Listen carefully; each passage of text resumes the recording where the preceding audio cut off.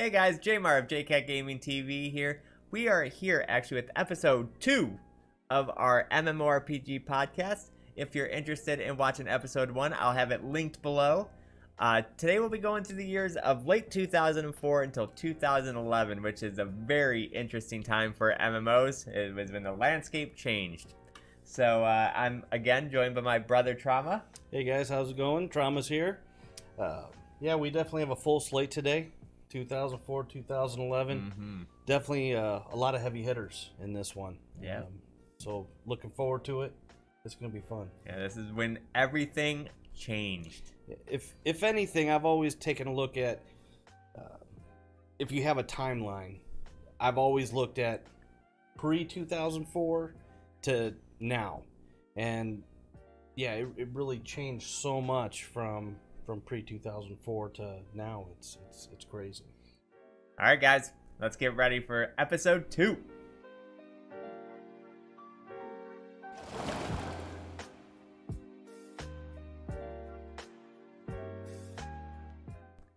All right, guys, let's get going with this conversation because here's the biggest decision any MMO game player had to make in late 2004, and that was Everquest 2 or World of Warcraft. Two MMOs releasing roughly around the same time. I think they were like 2 weeks apart. I know I personally got into a beta form of each of them, and so I got to play them both before they came out. Now, I made the wrong decision twice in my life. So, when HD DVDs and Blu-ray came out, I go, oh, yes, you did. obviously, HD DVD is going to win. It's literally what they're called, like high-definition DVDs. Like, of course that's going to win. And then I played both WoW and EverQuest 2 during beta. While I did like the gameplay in WoW better, I figured EverQuest 2, it's obviously going to be the biggest MMO considering EverQuest 1.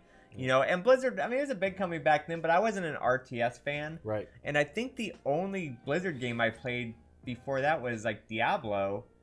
But, I mean, I was young and I didn't pay attention to what company came out with Diablo. So, like, I didn't put the two together. So, I picked up EverQuest 2 first. Which, it was a good game. Yeah. It had a lot of pluses. I did not like how it was all zoned. Like, everything was instance. Like, it almost felt like everything was a room. The game felt very claustrophobic. Even the zones inside, like the starting zone where we were at, it was a forest. It was woods. And even that zone felt claustrophobic. And it seemed like every zone you went to, and then there was 2 or 3 different instances of that zone. So you had to make sure whoever you were with, you had to... Which zone are you in? And so yeah, it felt definitely claustrophobic. The player housing didn't really have too much of a point. It was all instanced. It was all instance, yeah. It's like I want to say one of the first times we saw the instant housing. It was. Yeah. It was. Because before that it was pretty much mostly in the world. They had some pretty cool, unique classes. One thing I did like about that game is, like, both factions had their own set of classes, but you could do a long quest to switch. Right. Because, like, I did that. Now, forgive me because it's been a long time, but I think I played something called, like, a Dread Knight or something on the opposite faction, and I brought him over to the other one and went to, like, this long quest for it. Yeah, so that was kind of cool. But, yeah, it was just missing something. It felt, yeah, that's the best way to say it. In all actuality, the funny part is, and if you watch our episode 1, we talked about a game called Horizons. I remember playing EverQuest 2, going, man, this really feels like a lot like Horizons. Why do I want to play Horizons? Right. But I kept thinking, well, EverQuest 1 was such a hit. Now, for me, I was a big RTS player. So with Blizzard coming out with World of Warcraft, I was all in. I was pretty excited. I wasn't in the betas or anything, but from what everything Jmart was telling me, I was ready to go. EverQuest 2, you know, when we started, we were there on day one. That was a nice thing about most of these games. We were there day one, first day of the server.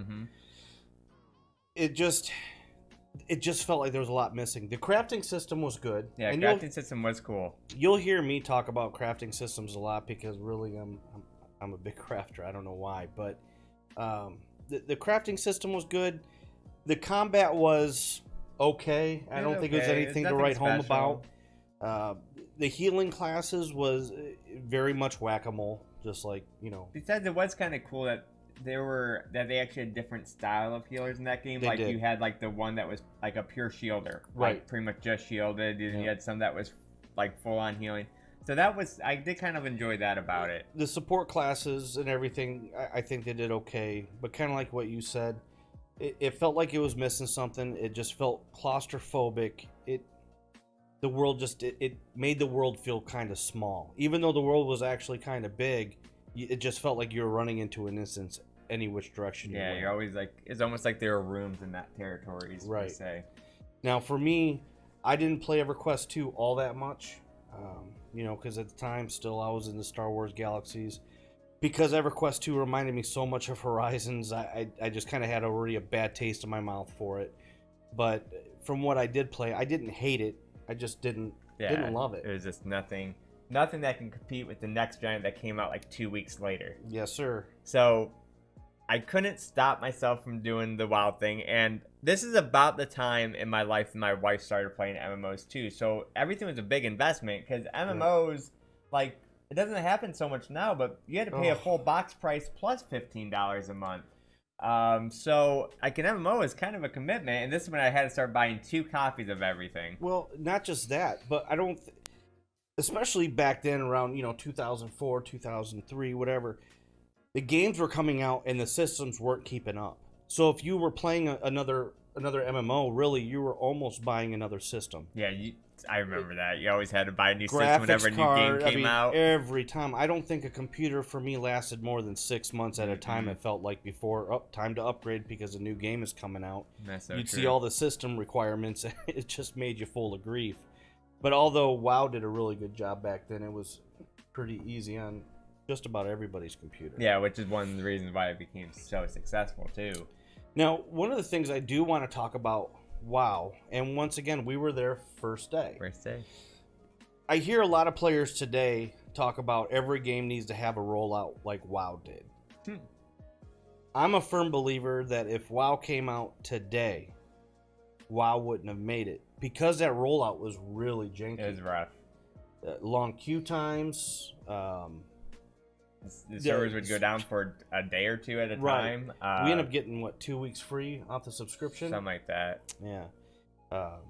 But when you got in the game, buttery smooth. Yeah, that's the one thing we can say is that getting into the game was hell, but once you got in, it was worth it.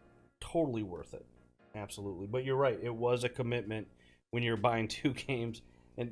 Somewhere around here, eventually, you'll have to show your graveyard of MMOs. Yeah, because I still have my original ones. Yeah. So I hated buying another game 2 weeks later because I made my decision beforehand. Because, like I said, I played them both in the beta form, and even though I liked World of Warcraft better, I decided to go with EQ2. So it took a lot for me to buy World of Warcraft shortly after, but. I just couldn't stop thinking about it while I was playing EverQuest 2, and I'm like, all right, I guess I'm just going to do it. I'm going to buy 2 copies of World of Warcraft. Yep. And so we did, and we had a blast with it. It was really fun. I picked the Priest first, which was my first ever class in it. My wife, she picked up a Paladin, but she was a Holy Paladin. And, yeah... I mean, we played that game nonstop. It was just as addicting as they say it was. Like 100%. 100%. And we had a big core group that came with us. And Well, once again, our MMO playing was in between seasons for Battlefield 42. So most of the folks from BR1, our guild, came over and played with us. And so we already started off with a great guild, a great community. And I think one of the things about WoW that kind of attracted me to it a little bit. Now, from the season from our first episode when we talked about Star Wars Galaxies. Looking at it through rose-colored glasses. However, the gameplay of Star Wars Galaxies was great, but the combat was kind of not spectacular. Yeah, graphics wasn't that good. So when you got into WoW, it was so polished. The animations were spectacular. Mm-hmm. But with a sandbox game, all the content is on you. So WoW, it just said, no, here you go. It's all right here. Here's your quest, and you're going to progress through these zones. And it was a welcome change back then. It was, yeah. For as much it was as kind of refreshing. For as much as I miss sandboxes, that game was actually kind of a refreshing thing where you didn't have to think about it. I'd go from here to there to there, and it was great. Yeah, and the thing I personally loved the most in that game was the sense of accomplishment. Yes. When you did a dungeon, and unlocking a new dungeon was exciting because dungeons were fun. Nothing was tank and spank. Right. When you saw a group of mobs, even trash mobs, it was like, all right, so I'm going to tank this one. I need the mage to sheep this one. I need the rogue to sap this one. Yep. We're going to take this one out first, this one second, this one third. And so every dungeon, even while leveling, felt like an accomplishment. Right. And when you got an item from those dungeons, it was powerful. Like, you felt the power difference. Absolutely. Like, back then, a purple epic weapon literally meant epic. Mm-hmm. It was the second highest you can get. They were rare to find. You had to really farm for them. In the dungeons, they weren't like a 20-minute dungeon. No. Like, no, not at all. You were in there for a long time. Yeah, that was definitely a commitment once you started. Mm-hmm. Absolutely. And there was no party finder. No. So you had to recruit either friends or through, like, the general chat. Then there was no teleporting to the dungeon, so you had to walk your whole group to the dungeon. Yep. When you died in the dungeon, you didn't spawn in the dungeon. You spawned outside, so you had to run all the way back in. Right.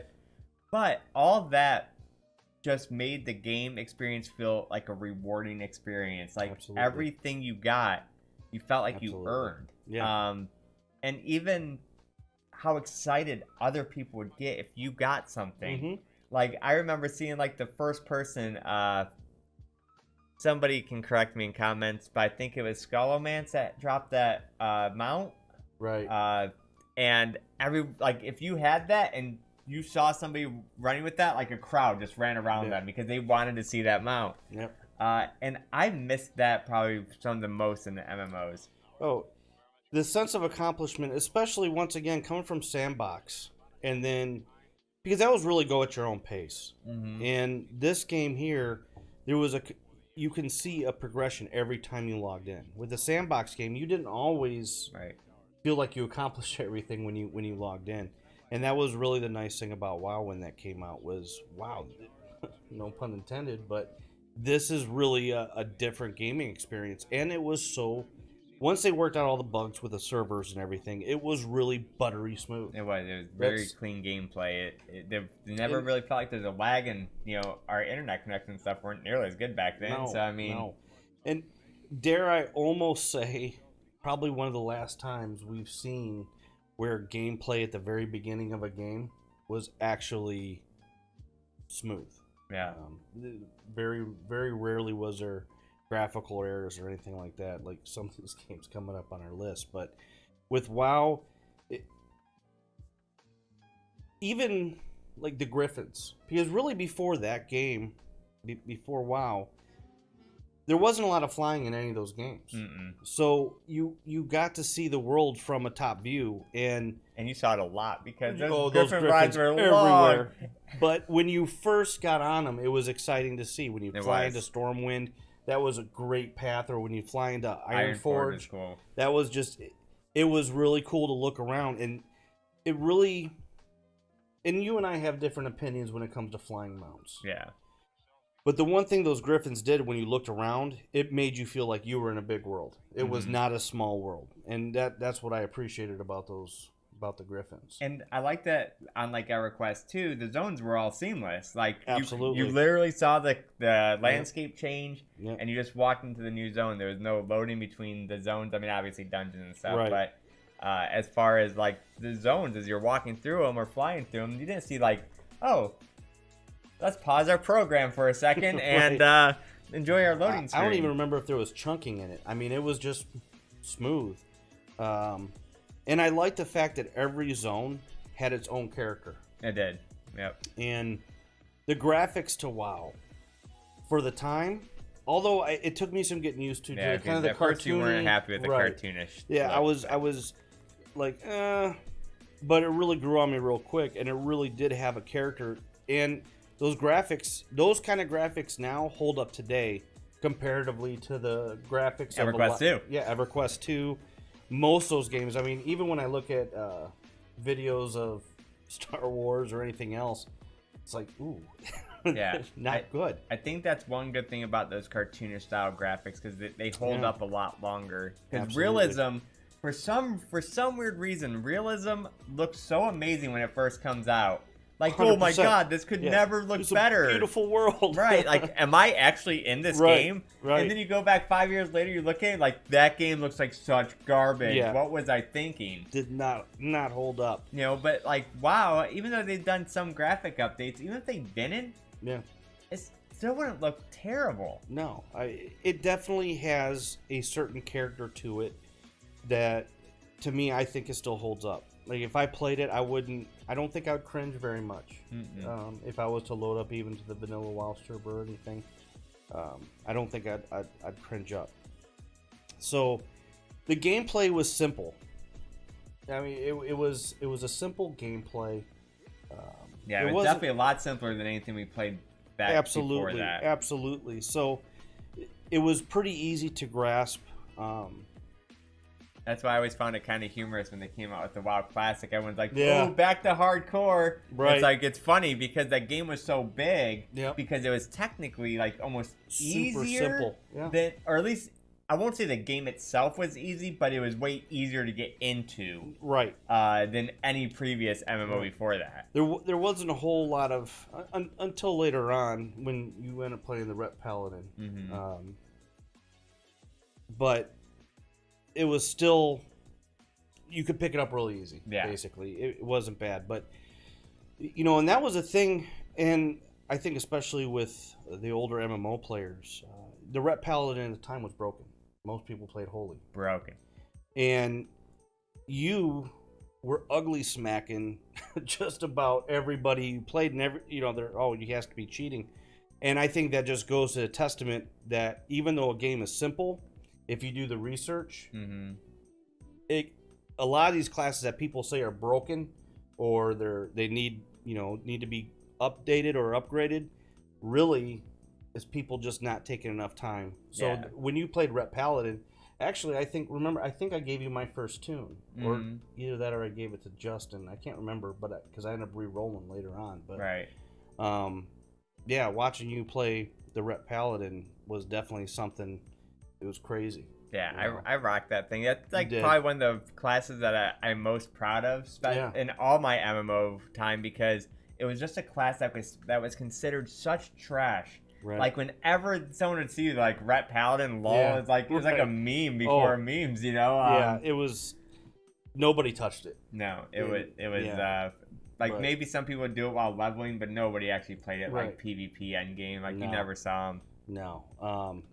But yeah, so there was definitely good points to it.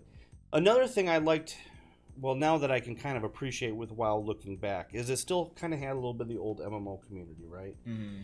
So the game wasn't full of ganking yet. I remember going through, I think, was it Stranglethorn Vale was the first PvP zone, I think? It was the first one that you ran into a lot. Right. It's technically like Dark Shore before that. Yeah, one. maybe, but I think Stranglethorn Vale was that first bottleneck, maybe. But a lot of times players would just wave you by. Right. Like, hey, we're leveling, because even leveling. Yeah, in the sandbox kind of community. Excuse me. Will you stop it? There you go. In this, and I know I sound like once again rose-colored glasses. There wasn't a whole lot of ganking. There was, but not as much. Yeah, as I mean, there is definitely today. was ganking. Right. But it wasn't so egregious as it is today because there was so much other stuff to do. So even with WoW, most of the time you were just waving people by because there was no point in beating people up when everybody's still trying to get to know the game. So that was kind of cool. I like that too. Yeah. But I didn't get to really experience the ugly ganking until I re-rolled. I think I re-rolled a priest next before my warlock. I was about to say, I know you mainly did warlock. Right, which was a weird class for me. I don't know why. Yeah, because you never really play that kind of class. No, but actually, that was one of my favorite things about World of Warcraft too. Though, was their classes were so unique compared to a lot of other ones. Yeah. Like, and to this day, I still want to say that Druid's like the only class I've seen that can literally transform and stay in those forms and play like different things. Right. It was such a Druids. Even though I'd never really played a Druid until BC, were always like my favorite concept of a class in that game because it was just so cool how they can literally just switch up between all these different forms. No, it was, and like your warlock, the summons felt cool. Right. But the animations on the game were great for the time. Even now today, they're still good. But back then it was like wow, you know. I mean, it was cool. Yeah, and like a lot of classes, they had like something unique that they could do. Like you know, the warlocks would give out the health stones and the soul stones, so like it could save a run. Then you had like the rogue who had to have all like their ingredients on them. Yep. The hunter actually had to carry ammo, and like they could run out of ammo in the middle of a fight if they weren't smart. Yeah, they had this like a lot of.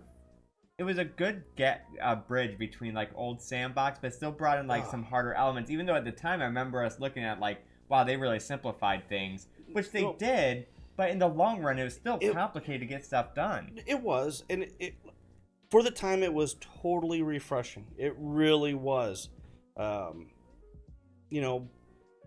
But I'll say this though. After playing WoW for a little bit back then, because I was still into Star Wars, a bit, it almost felt like a rail shooter. In the sense that you were on a progressive path and you were playing the game that they wanted you to play. Right. Not necessarily the game you wanted to play. And that's one of the things, although I played WoW quite often, at least until BC, it was just, I'd play for a while and then stop, play for a while, then stop, just because I really did feel like it was kind of a rail shooter. Although there was more to do than that. But I really didn't like being given a game and saying, here you go, this is what you're going to do. Right. And that... Because it held your hand through like where you're going and whatnot. But then BC came out, which I thought was a great expansion. They put some quality of life things, like they added a party finder. Right. You know, and I know a lot of people don't like the party finder, but the thing with WoW is that the dungeons were still complicated enough where you still made friends because you still had to communicate even if it was party finder people. Like, I understand what people are saying nowadays because the dungeons are so easy, you barely even talk to the people you're in dungeons with. Just a tank and spank. Right, but back then, like, you still had to communicate in dungeons in one form or another. But yeah, this is where like we kind of disagree. One thing I dislike is I dislike the flying mounts. I think it's a cool concept, but I think it made the world feel less populated when you're on the ground. It kind of killed world PvP a lot. Like, so for me personally, I would prefer a game with no flying mounts like ever. I think it makes the game feel bigger. Yeah, I know that's where we. We do disagree on that, and one of the things that and tell us your guys' thoughts in the comments. 100%. One of the things that I really enjoy about the mounts is the fact, especially when you're doing nonstop back and forth kill quests, to run the same darn road, not quick. You know, you can't necessarily go over that mountain, so you're having to follow the path. I've always liked that streamlined approach. I do agree that it does make the world a little smaller, and the world PvP got less. Now, this is where I sound like probably like an old guy a little bit.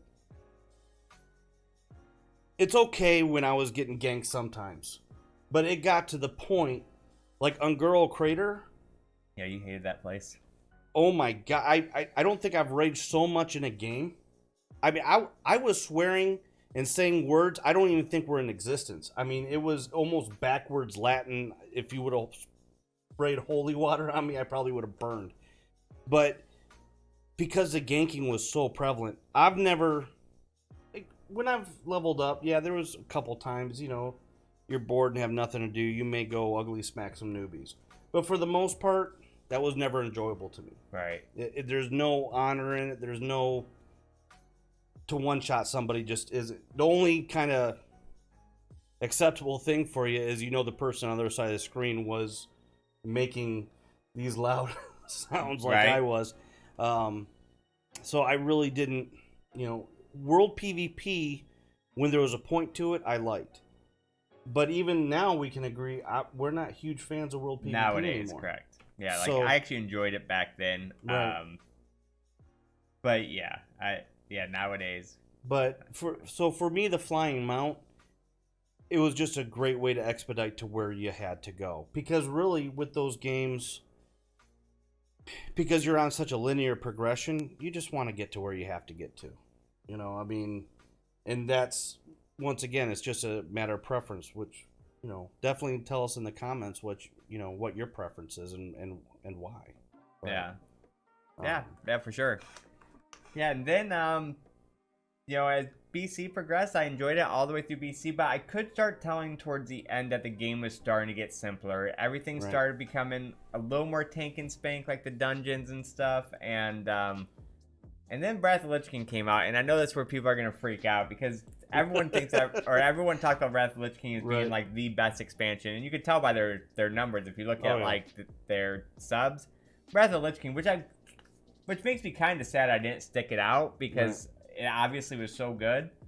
But I played like my first 7 levels of Wrath of the Lich King, and I quit because they took away all the fun of Ret Paladin. Even though this is when Ret Paladin was their time to shine. It was when Ret Paladin was actually strong. Yep. They took away all the twisting of like the seals and judgments, and they dumbed it down so much for me. It drove me crazy, and I just stopped playing. Yeah, it got a little simple, but I think another thing that WoW kind of did to WoW did a lot of great things for MMO community and the MMOs in general. It really did. Oh, for sure. But I think one of the things that it kind of hurt was the sense of community. And you can see that with the progression of just about every expansion. Everybody became so gear hungry that they started to leave each other behind.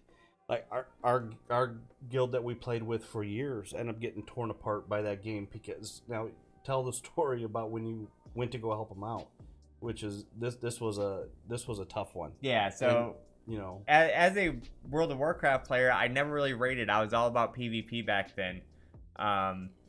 That's all I did in it. I did the open world, I did the battlegrounds, the arenas. That's all I enjoyed doing, and I wasn't really into raiding.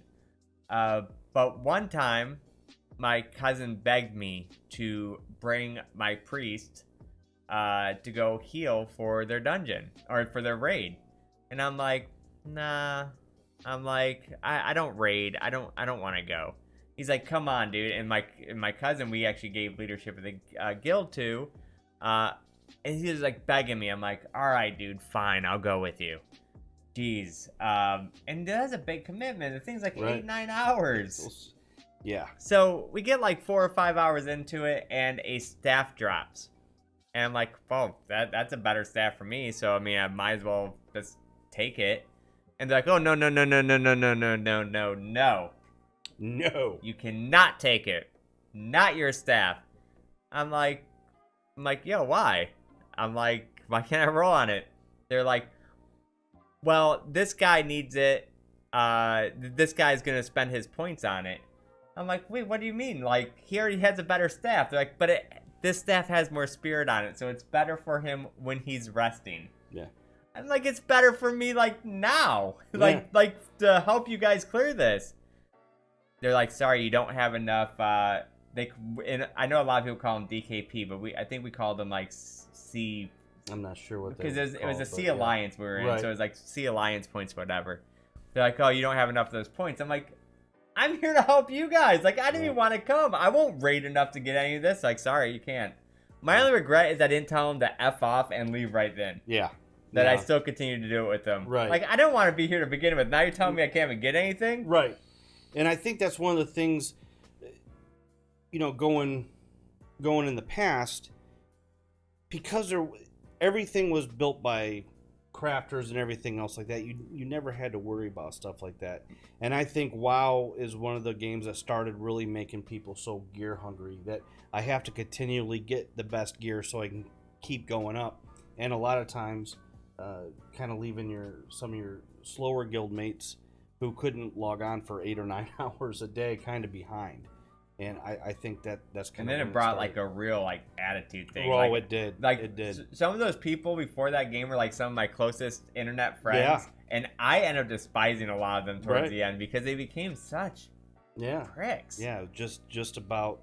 It was just about the gear, and that was it. Yeah, I think I routinely play with like 5 people. Yeah. It was like me, you, Sassy, Manta, Terror. Yep. You know, maybe a few, like 1 or 2 more, like that would sub in.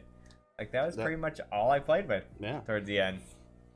So, but like I said, we can sit there and be salty about WoW for a lot of things, you know, about kind of dulling the market a little bit. But at the same token, it really did do a lot for the I mean, MMOs they were made so non-mainstream. Yeah. Oh, yeah. Like I said before in that episode 1, that Star Wars Galaxies was considered an extremely successful game at like 500,000 subscribers. Right. Like that was huge. And now what I hate is the fact that everybody holds WoW up as a standard as far as what they need for subs. Yeah, like if I don't get 10 million subs, this game's dead. Yeah, it's a dead issue. So WoW did a lot of good, but I think it hurt a little bit too in the long run. Although I think people are starting to realize now that they want something a little bit different. Yeah. But WoW, in my opinion, I do have a lot of fond memories of it. It's not like I don't. I have a lot of fond memories, yeah. But once again, back then I was still playing Star Wars, so I would just kind of bounce between the 2 games a lot. Really, those were my 2 main games, at least for a while. Yeah, because then I know like some other games would come out like during our time in it. Like I remember trying Matrix Online. Yep. Which is actually it was kind of a cooler MMO than people talk about it. Like the combat was cool, but the biggest problem with it was, and I'm not 100% sure if they're the same studio. They might have been. Actually, now that I think about it, they probably were, as City of Heroes. Because the missions were pretty much the same thing. Yeah, like you ran to the same door, you go in, it might be a little bit different inside. But like the combat animations and like building your character is actually kind of cool. It was very, very similar game style, I think, as City of Heroes. I can agree with that. I didn't spend too much time in the game. I didn't either. It was a pretty short stint, but I thought it was pretty cool. Because then Guild Wars came out, which I did not play. I missed out on that one, but I remember watching you play it. I want to say with like Saktos. So yeah, Saktos and I played it for a little bit.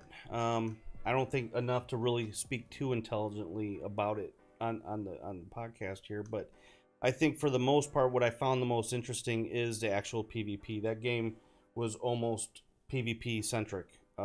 Very little to do with questing or anything else like that. And so I just, I would sit there and just queue for all these different PvP battles. And so that the graphics were okay for the time. I wasn't overly impressed with it. The combat was pretty decent from what I remember. But yeah, we didn't play for all too long, but it wasn't a bad game. Yeah, I think that's why I didn't really play it, because I think I remember watching you play it, and it seemed like all the quests were just like little instant, like little fighters. Like they would send like kind of waves at you, and I'm like, no, that don't look good. It was definitely a PvP game, and at the time, although I liked PvP, I still wanted a PvE element to it, and it just didn't really have it. Yeah. So after that, well, you played Dungeons and Dragons Online, yeah, right? Which I think Dungeons and Dragons Online was an awesome game. Me and my wife played it. We played with a few other people, and Dungeons and Dragons Online had such cool, unique building and the coolest dungeons, which makes sense, Dungeons and Dragons, the coolest dungeons I've ever played in a game. Like, you needed everything Right. to complete these dungeons. You needed thieves to scout for traps and to disarm them.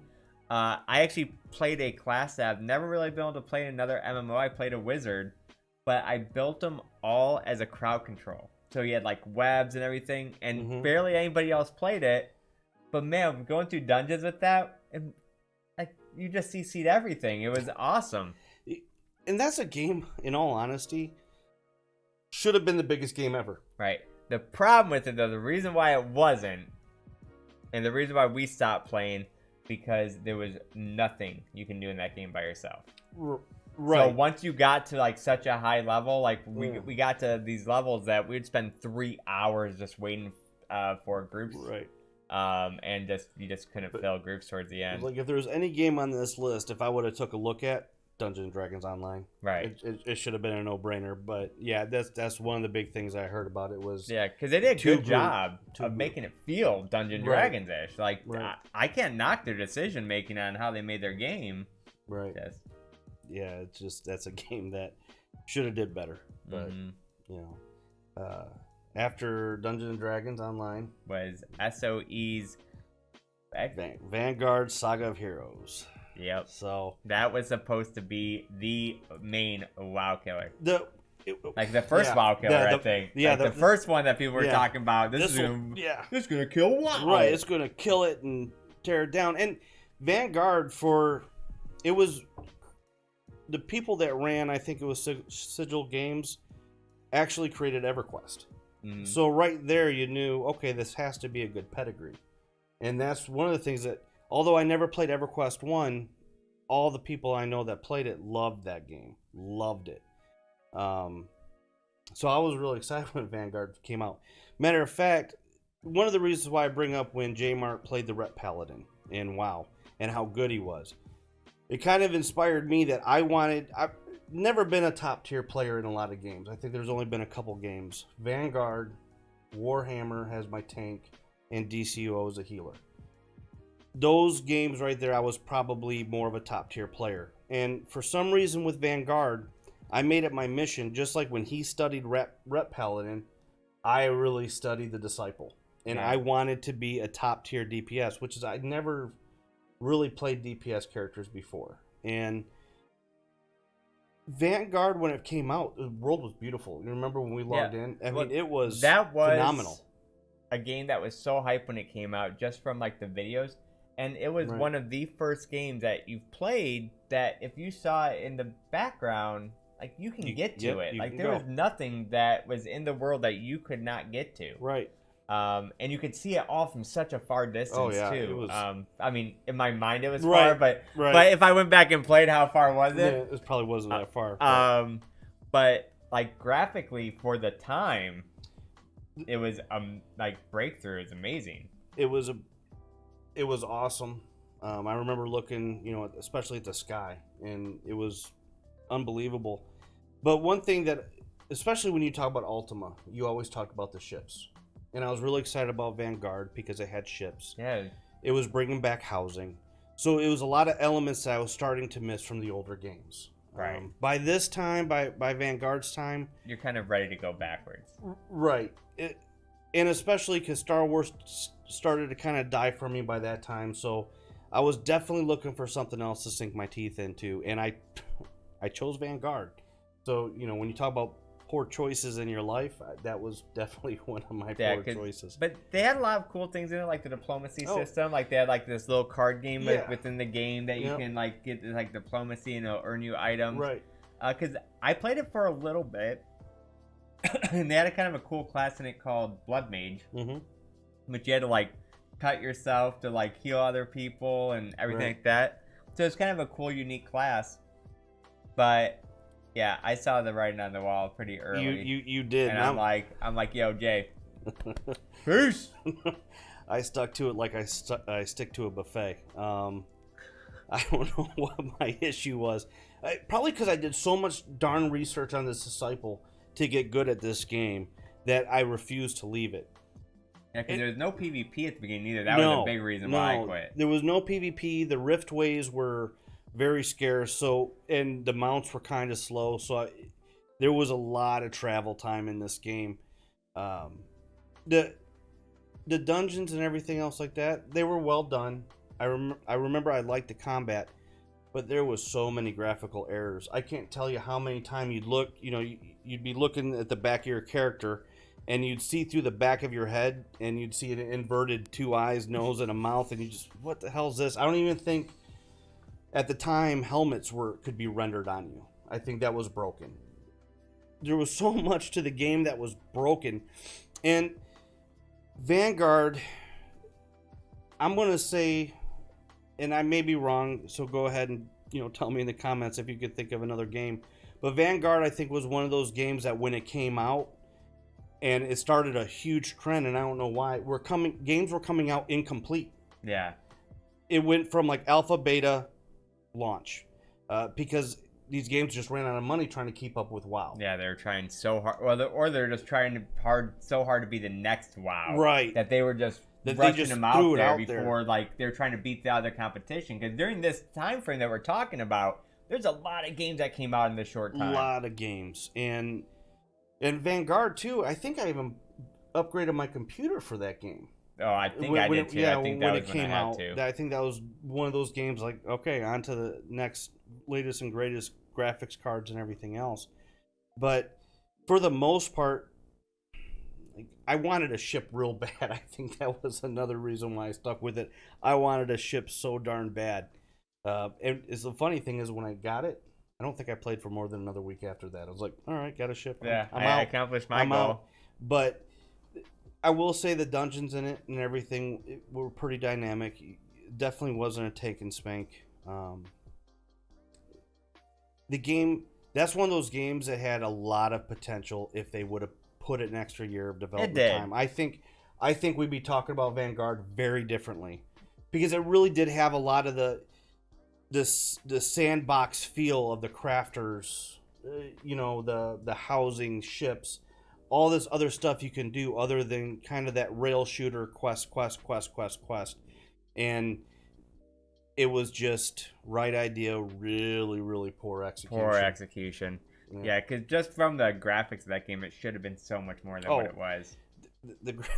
Now, even though if you look back now, they look horrible. And that's where I have to say that the cartoon graphics definitely hold up more than what the realistic. Which is the total point from earlier. It's like when a game comes out, you're like, this is the greatest thing. Yeah. Like, is this real life? It's so beautiful. Am I playing television right now? Because this is so real. I'm looking into a window. And yeah, it just, I think Vanguard, shuttered. They sunset that game. And, but it still has a huge following. It really does. I mean, there's people with the emulated servers and everything else like that. But, why didn't they fix it? So much potential that it just didn't pan out. So, and I played that game probably for 7, 8, 9 months. Yeah, you played it way longer than I did. That's I think one of the first games you played like way longer than me. Yeah, I refuse. I will not give up. This game's amazing, dude. I kept telling myself that, and then, like I said, I got my ship and everything else. I woke up one morning going, I can't log in again. It's just they weren't fixing anything.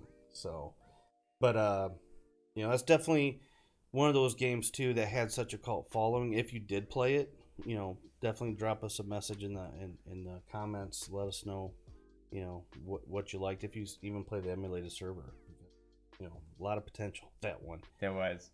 But the next game, which is I didn't really play too much. And this game should have been my life. Because so for those that don't know, our mother was obsessed with J.R.R. Tolkien and Lord of the Rings, like way before the movies or it was our bedtime stories. Yeah, it was our bedtime stories.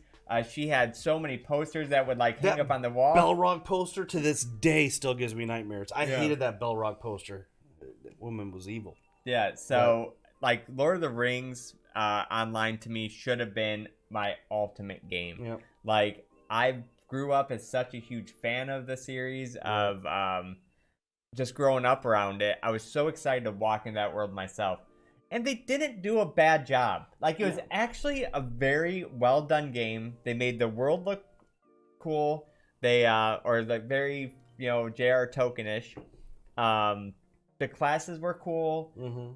Even though they kind of added like a wizard, which they shouldn't have been able to put a wizard in there, but they had lore behind it, so whatever. It was very well done. What always drives me crazy that I didn't play it more, which I had a lifetime subscription to. His first one of many. First one of two, which are both on this list. There are only two existed that I know of. Shenanigans. Yeah, I bought a lifetime subscription to this game for me and my wife, so we paid $400 to get 2 lifetime subscriptions to Lord of the Rings because the greatest. I knew this game would be. It really should have been. It should have been. And it could have been, but at the time I was so obsessed with PvP in my MMOs. Yeah. And the game had like a player versus monster where you can either play as like your player, right? Or you I remember you talking about that. Take control of like as the orcs or whatever, but it wasn't your character, and I just did not like that system. If I could rewind time and go back, especially now after playing some more PvE based games, I would love to give that game another go. Right. I think now it'd probably feel a little too outdated. Probably now. And plus there's another one coming out soon, which hopefully they have a lifetime subscription for. Oh yeah. I mean, it's been a while since you bought one, so that's definitely one of those games. Like you said, I think even if they would have introduced like PvP arenas or something like that, you probably would have been hooked on that game. Yeah, because you're right. Like their fonts in it were all right. JR tokenish. It was like the first game that I played that people could write their own music in the game and like play music. That's crazy. They actually did a phenomenal job with the game, and I'm not gonna knock what they did with it. Because I thought it was very fun and very well done. It just no PvP. And although now, especially today, I can live without world PvP. I honestly think I can, and which is I did for a while with another game on this list. But I need my arenas. Yeah, I need some way to play PvP because you can only PvE so long before you. It's fun to test how good you are against other players. But I can live with arenas. I can live with battlegrounds. I don't need the PvP open world anymore. No, neither do I. But if a game doesn't have that, I don't know how long I could stick with it now. Yeah. So I just have so much regrets with that one. But the next game was so much potential. And that was Age of Conan. Yeah, so much potential. Especially because for Age of Conan, I used to love the comic books. Age of Conan was great. Now, that was a game, when that came out, I don't know what I was... I think I might have took a break from MMOs. I know that you played it a lot. But when I was thinking about getting back into MMOs and thinking about getting into Age of Conan, you stopped me almost immediately. It was like don't do it. The game was absolutely gorgeous, and I still think it kind of holds up today. It was that good for back then. Beautiful game. And the combat was so fun. They would guard one side, so you'd have to try to swing to the other side. Then you have to try to bait them to swing to this one, and then you have to go to the other one. Yeah. The combat was gruesome. The game had boobs in it. It was a very dark, gritty world, which we really hasn't seen at that point. Like, I mean, you're decapitating people. It was such a great game for 20 levels. Yep, that's the one thing that you told me. You said, if you want to play the first 20 levels, awesome. After that, yeah, they did. No. I don't know what they were thinking, because the first 20 levels were so good, and you could just tell that the game wasn't complete after that. You can tell it was not ready to be past 20 levels. And it's such a shame, because that game could have been one of the top MMOs. Everything about it was good. The story in it was great. The combat was great. Like, the graphics were great. That's something, especially with today's MMOs now, is the combat system. It hasn't really changed all that much. They may add something a little bit here and there, but for the most part, it's nice to have a game where you're immersed into the action a little bit, and you play. It's not just 1, 2, 3, 1, 2, 3, 6. One, it definitely gave you a little bit more to think about. Yeah, Yeah, and like the animations were really cool in it too. And I just really am pissed off at that game for coming out so incomplete. Yeah, and once again, it's all these games were trying to be WoW killers, and I wish that the games just would have said, you know what, WoW has the market, let them have their piece of the pie. All we're trying to do is get our slice. Yeah, and unfortunately, everybody felt like they had to pour billions of dollars into games that they didn't have, and then rush it out to try to recoup some of the kind of money that they put into it.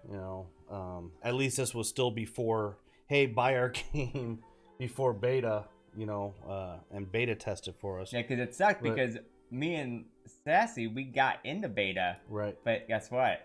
Beta was only 20 levels. So it was... So once the game came out and you got to where you were at in beta and you got past that, you're like... Yeah. Well done, Mr. Conan. Well done. Like, wait a second. Right. This is the game. Where's everything? Right. So now, the next game on our list is probably one of the games. This was another game that I feel that I was probably more of an elite player, but it breaks my heart to talk about. Yeah. Rip. And that is Warhammer Online. That game, PvP-wise, was probably one of the better, if not the best PvP game I think I've played. Yeah. It was awesome because it was like the first game that I remember that actually had player collision where you couldn't walk through each other, and so that made such a big difference in that game. Yeah. And you could level almost the whole entire way through PvP too, because that's what we did. And that was, we got to the whatever level, which was pretty low, that you had to be to get the first set of arenas, and then you just. It was pretty much after that. It was all the battlegrounds. Or it was the open world when you were trying to take those castles and stuff. Yeah. But especially to play a tank in that game was awesome because of the collision. Right. It actually it had purpose. You'd stand in a line, and I mean it had a lot of strategy to it, blocking off the doors, and then you had the healers throwing heals at these tanks, and it was pretty much a battle to see who could break the tanks' lines first. The game was great up until level 30. Yeah, that's when the battleground started kind of getting bad. There's like poor design in the battleground, so nobody wanted to do them. So everybody just rolled new characters and then played. Because weirdly enough, the best battlegrounds were 10 through 19 or whatever. And then people would pretty much just twink it out, stay 19. They would cut off leveling, and but that game had so much potential. Just a PvP alone. That's one of those games that if they just took out everything and just decided to make it a PvP game, that would have been fine. But instead, it tried later on, of course, it wanted to be the WoW killer, and it felt like it needed to add PvE content in the PvP zone. Which just totally screwed up the game, at least in my opinion, when it came to that. Yeah, because that was the type of game that you didn't even care what level you were, as long as you were high enough level to compete in the PvP. You didn't even care about how high level you were, because the whole entire game was fun. The PvP was always fun. And then once the PvE got added, then everybody quit PvPing for some reason. Because it wasn't even that dynamic. Actually, the public quests reminded me of Rifts. Yeah, I mean, those were Rifts always wasn't in the out game. yet, but they weren't that prevalent until they started making the PvE. But they added it into the PvP zones. Right. So where you can farm for like the same gear in the PvP zones through PvE. Right. So then people stopped fighting over the keeps and just started farming those. Right. And it just pisses me off because that game was so good. That was another game where I did so much damn research on. Yeah, you're gonna notice a trend during this post WoW stage where like a lot of games just pissed you off because a lot of them had so much potential, but they just kept machine gunning. They just like kept shooting them out so quick. Yeah, and it never. I said the first 30 levels was fantastic. I mean, I can't. Matter of fact, I just kept rolling tunes. The same one. I'd still roll. What tank? Yeah, the Ironbreaker. I'd still everything else. I would just keep re-rolling them just so I could stay in that loop. You And know? I still think Bright Wizard was one of the coolest glass cannons in any MMO because they were the true definition of glass cannon. 100%. 100%. You can kill yourself. Yeah. You can do so much damage you kill yourself. And I think another thing that started kind of breaking with the game, especially, is when people started the nuke groups, where they'd put kind of 10 Bright Wizards together, and they would just aim at one person, and or they would have, even if they just would have one Bright Wizard and 3 healers just healing them, so they didn't have to worry about killing themselves. They just kept this. Right, but at the time, that it would have been too irritating of a class for me. Jmart definitely has more of patience when it comes to that, but that was definitely an interesting class. I love that class so much. It was a good class. I just always remember this. He would snap his fingers and that would make him combust. But I mean, like I said, I think the siege keeps, or the keep sieges for me was probably one of the more fun things when. And also, we were still playing with a good group back then. Right. We still had Terra with us. We still had Manta with us. And, you know, especially because I think Terra and Manta both played healers, which worked out real well for us. But, you know, when we do the trauma bombs, just kind of launch me into a place and just keep me healed. And it was, like I said, it was a lot of fun. It's a shame that I guess it's not a shame that a game tries to progress. It just, in my opinion, progressed in the wrong direction. It progressed in a direction that the game really wasn't. And I think that's where the game kind of lost its way. Yeah, because like I said, that game could have been another game that could have been amazing. Yeah. It's just such a shame. Because then, after that, which is my second lifetime sub, which I believe to this day is a very underrated MMO. It's called Champions Online. To me, it was, and this might trigger some people, to me it was Trigger warning. way better than City of Heroes. The hell you say? So? Way better. Not like, for me, but for people. Yeah. You could customize your character however you want. You felt like a hero. Like, if you had enough strength, you could literally pick up trucks that were on the road and throw them at enemies. City Hero fans right now. Yeah, they're plotting your demise. They're mad. Wow. Now this game was originally, I think, supposed to be Marvel Online, wasn't it? Yeah, and they like lost the license, so they like switched it to Champions Online. Because I mean, you could have like a Batmobile, so to speak. You know, you could have vehicles. You can fly. You can. I mean, this game had everything in it that a superhero fan should want in an MMO, and you could build your character however you wanted. See, I didn't much care for the graphics in it. It almost felt like it was one of those sticker books because, you know, they had the black outline around them. Very cel shaded, yeah. Yeah, it didn't feel like I couldn't feel like I was that immersed, and that was the same year that I ended up going overseas to contract, so I didn't have that much time anymore to play. You know the only thing that aggravates me about that game though? So like I have a lifetime subscription, which obviously is a free to play game now. Yeah. And so got them. So they give me money every month to spend in the cash shop. So I play it every now and then, but you know they cap it out. So like if you don't play for so long, they just cap it out. It's like, but wait. Yeah. You didn't cap out my subscription. Yeah, you didn't cap out my $200.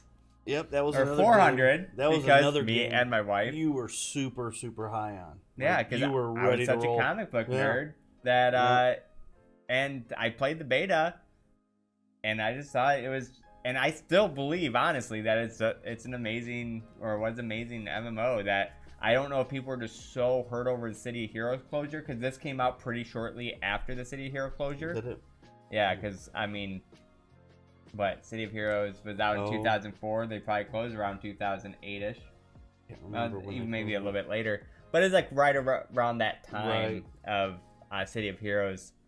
And I don't know if people are just so angry over it that they just did not want to try it, because I thought Champions Online was a fantastic MMO. Yeah, good PvP in it. Good story. That's something I did hear about. The PvP was fun in it, but like for me, the cell shading to me was really, it was tough to handle. But and then, like I said, when I left, I just couldn't play for until 2011. But now you play Star Trek Online too, right? I tried it. It was fun. I thought that was kind of underrated as well. But the ground missions felt very repetitive, and the space combat was the coolest part about it when I played it. I would have probably played it longer, but literally I couldn't talk anybody into playing it with me. See, that's another game that I really would have thought kind of begged for a cool change of pace in MMOs. Yeah, well, there's a lot of people that still play it, but they're like all Trekkies. Oh, yeah. It's like if you're a Star Trek fan, you probably play that game still. I'll tell you what. Because, I mean, it's a fun game. It's just not... When I worked for LaserQuest, I went to that Star Trek convention to do some advertising. I mean, great group of people, but they really expected you, if you step foot in that door, to know Trek lore. Right. And so I could imagine with that game too. So they probably did a pretty good job with that because it did attract the Star Trek audience. But yeah, I wish I would have played that game more, but like I said, for some reason I could not convince anybody to play it with me. And I just didn't want to play it with myself. So then I came home in January 2011, and then I think you bought it for me, the DCUO. Yep. And like we played in the beta, yep. and the beta was so fun. Yep. Especially because like the end event, the GMs actually like took control over Joker and stuff like that, and there's like this big fight. It was a fun game. Now this is another game that I played way longer than you. Yes. Now I did take a break from that one moment that made us quit, which we'll go to in a minute. But to me, DCUO is another game that came out way too soon, way too underdeveloped, but it had every right idea to it. Mm-hmm. It really did. I loved the customization of it, how you can look. I absolutely loved the combat. The combat was pretty much Twitch. Mm-hmm. You had to, know the combinations. The healing, especially with me being a healer, it was so refreshing. I didn't feel like it was whack-a-mole. Anytime I've usually played a healer in another MMO, I couldn't tell you how to get through a dungeon because I'd never really look where we were at. I was too busy whack-a-moling the health bars. Like, nope, keep them up. This game right here, if you hit it, it just went to the people it was supposed to go to, which gave you more time to play because you needed to do more damage to get your power up so you can actually use your big heal. Right. So you had to do damage in order to use your big heals, which was really nice. But the game was so buggy. Yeah, it was so glitched especially when it first came out. We were playing it with a group that. Did we meet him in that game? Yes. Okay, because we played other games with him afterwards. So we played with like this group of players, and we were probably like the best PvP side or team on the good side, right? The hero side, but you had to exploit. Everybody exploited. Yeah. It was bad. It was basically animation canceling, where you would like press your button like 3 times and then hold it down, and it would just fire like 10,000 times. Now, when I say, I mean everybody did this. It wasn't like, oh my god, you exploited or you hacked. It was like it was something you had to do because it wasn't hard to do. It was so easy. It was like, do it on accident. Press the button twice and hold it down. Yeah, you do it on accident. Like, what the hell did I just do? Right. The problem was with some of the glitching for some of the classes was way more strong. Like the one spin attack, I forgot which class did it. You couldn't hurt them at all, and they just go through and mow you down. But go ahead. Yeah. So we would always do PvP, and I still enjoyed the game because, like I said, it's not like you felt like you were cheating because everyone was doing it. So it was still fun, but you always just wished it wasn't there, that you could just play it without it. So eventually they announced that they were going to come out with a patch that was going to fix the exploiting. Yep. And we were all so pumped. Even like this, like one of the better villain guilds, we were all excited about it, which would be like our rival guild. And I remember the day the patch came out, we logged on. We were excited. We played like 3 or 4 matches and no exploiting. It was so fun. And then like the 5th match we played, all of a sudden somebody figured out an exploit again, and it just went off. And I'll never forget, after the match, sitting on top of one of the buildings, Metropolis, and talking over like world chat with our rival, and we're all like, nah, we're done. Because we were all waiting for this patch to not have to exploit anymore, and they just added a new exploit in that was just as easy to do. And we were all sitting there for like an hour, just like talking with the rivals, just like, yeah, it's a shame. The game could have been so great. And I probably went back to the game probably 6 months after that. And after that, I think I played it almost all the way until 2013 when I went back overseas. Yeah, you played for a long time after. But that was definitely one of the... I was so in love with the idea of the game. I was so in love with the combat. I love comic books, so I love the DCUO lore. But the most I loved about was the group I played with. I played with a league called Squad. And it was just a bunch of really good dudes. And it was one of those things where I may not have felt like logging in to the game, but I like to log in and just hang out with the guys. Right. And that's one of the things I can say. If you have a good community, or if you're in a good guild or league or whatever the case may be, it can probably extend the life of the game just because of the people you're with. For sure. It definitely reminded me a little bit of old school guilds about, we had set times. This is what time we do this raid. Somebody came in late. Hey guys, can you run me through it again? Absolutely. So it was a fun league. The gameplay in itself, it was still bugged. It was still glitched. Depending on which class you were or which profession, some was better than others. But like I said, even today when I'm playing an MMO today, the combat feels clunky compared to what DCO could have been. Right. But, another game that just came out way too freaking soon. Because it had so much potential. I just remember playing that beta. Yeah. And I'm just like, this game is so well done. It's so awesome. Yeah, I made like my Batman type character. And right. It drove me nuts about the Batman character, the controller, right?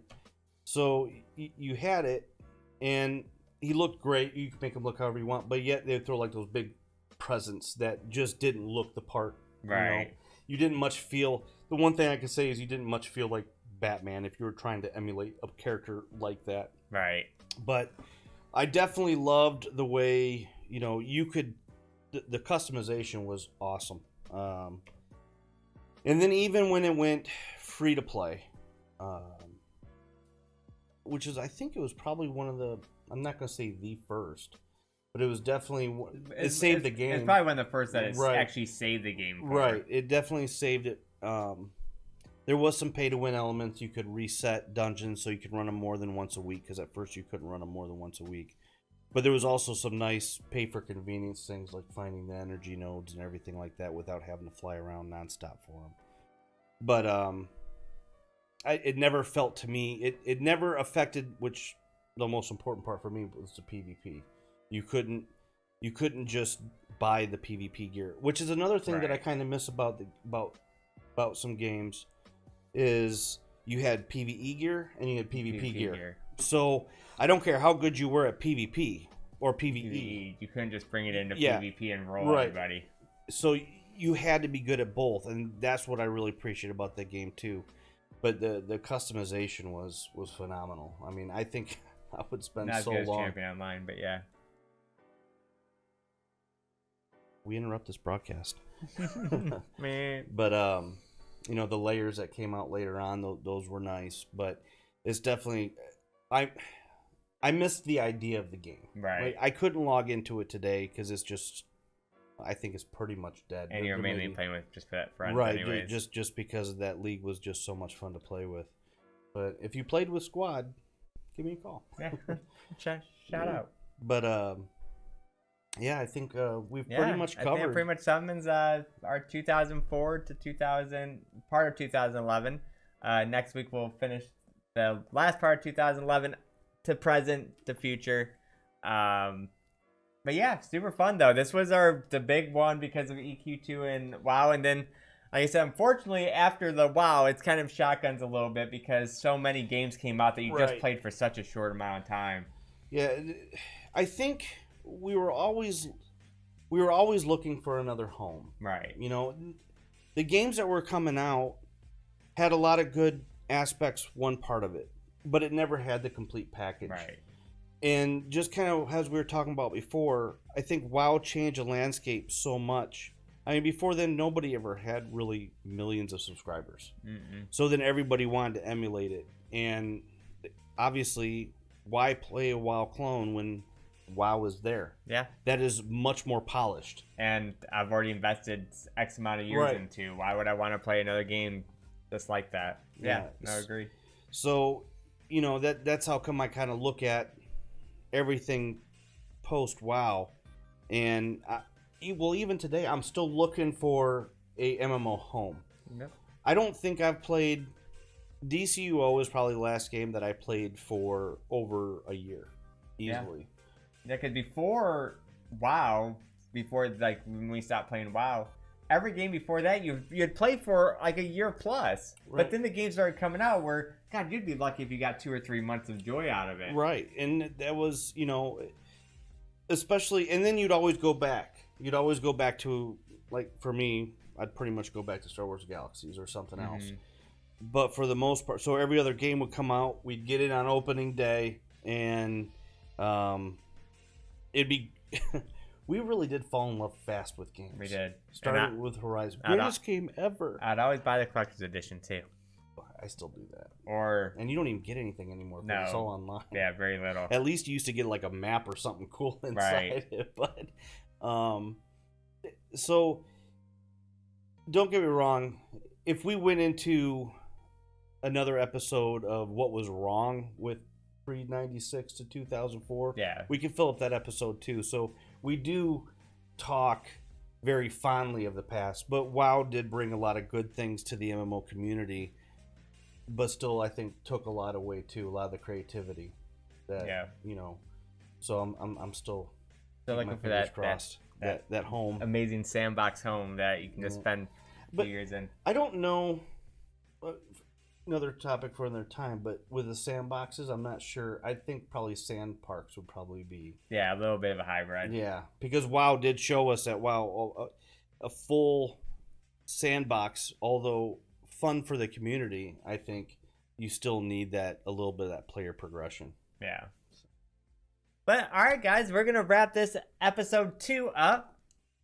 Episode 3 should be out hopefully next week, depending on schedules, but it should come out roughly a week from today. Now, if there's any games that we didn't mention that you played, or if there's anything you want us to bring up for 2011 to present, please let us know in the comments. We'd love to hear from you. Yeah, because remember, in this one, we're only talking about games that we have personally played. Yes.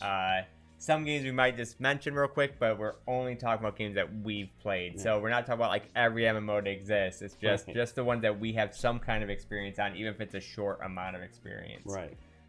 But yeah, it's been an absolute pleasure, guys. Just remember to like, comment, and subscribe.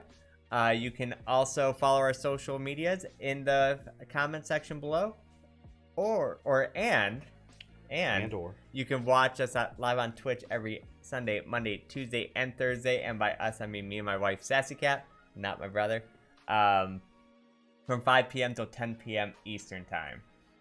Anything you would like to close out with? No, I just, we could talk about MMOs all day. I absolutely love it. You know, this has been a lot of fun, and hope to hear from everybody in the comments section, what you like, and you know, a little bit about your history and what MMOs really mean to you, because that's really what this kind of series that we did. Yeah, because it's our trip through memory lane. Yep, absolutely. So it's been a pleasure. So guys, we'll see you next week with episode 3, which will be talking about the current, or 2011, the current, probably talk a little bit about what we're looking forward to the future of MMOs also. Yep. So I hope you enjoyed the cast, and remember, stay true.